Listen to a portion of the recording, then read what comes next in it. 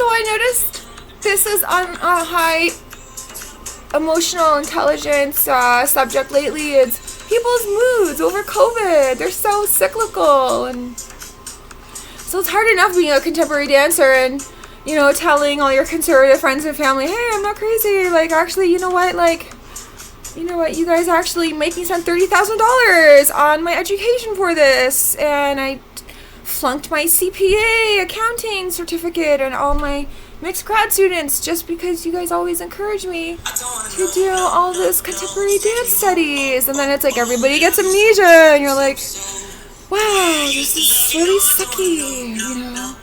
And so as a contemporary dancer, you try to obviously find different ways of getting your portfolio up there. You have to do bigger hair, bigger costumes. So, and for cheap too. So Holly went down the same road. She even got rhinoplasty for her nose. Now at least she has money to show for it, like 1 to 2 net, and she married a basketball player and they bought a house and they have 2 channels on YouTube. One time she got demonetized for being inappropriate. Maybe it was her content, her conversational matters, not so much the teeny tiny bikinis, so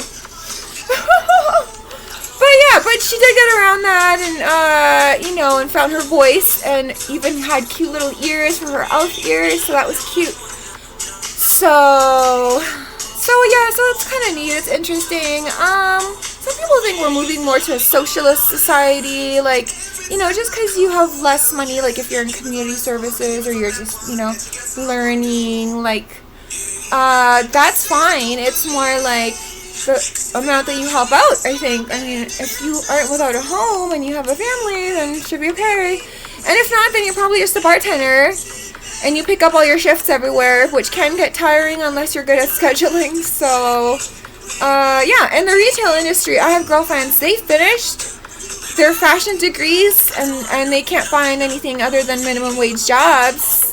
And they just moved back to France. So, and most dancers, they do give up unless you're really gay and flamboyant and you keep auditioning for the theater shows. And we all look like this when we come to class. Because if you don't, then you're clearly a beginner, so. Which is okay too. No problem with that. Some people do all kinds of different stuff.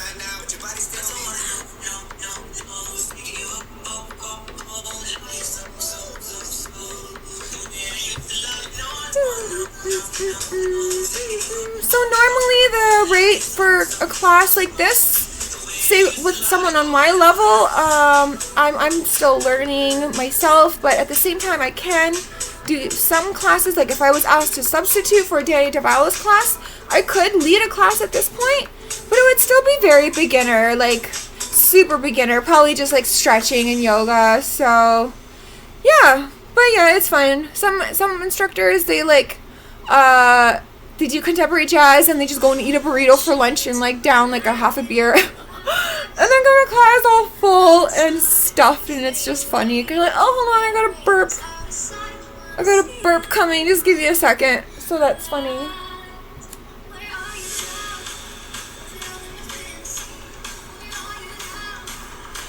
So this is my last day to get in my practice because tomorrow I'm back at the library and I'm going to be in a studious mode, and I just, you know, that's one of those things, like, I like to get one thing done at a time. I don't like to jump back and forth.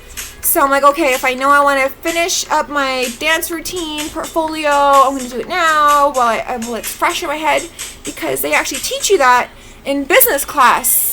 I went to see the leading program coordinator at Seneca, and she said, girl, get a whiteboard calendar, and 2, if there's something on your mind that you know it's important for your entrepreneurial studies, you gotta get it done ASAP, because otherwise it's just, you know, and that's it. So it's either now or never. So that's one of those things too about being enterprising. So yeah.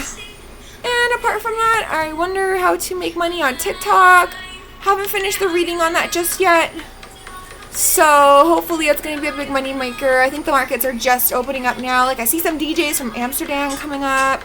Amsterdam, just in her pajamas, so that's kind of cool. So yeah, it's exciting to see what kind of new talent is going to be out there, because I know there's lots of other dancers that went to class the same time as I did, and we all just have to work a lot. So like if you're in advertising, it's hard to make it to all your dance classes other than stretch. So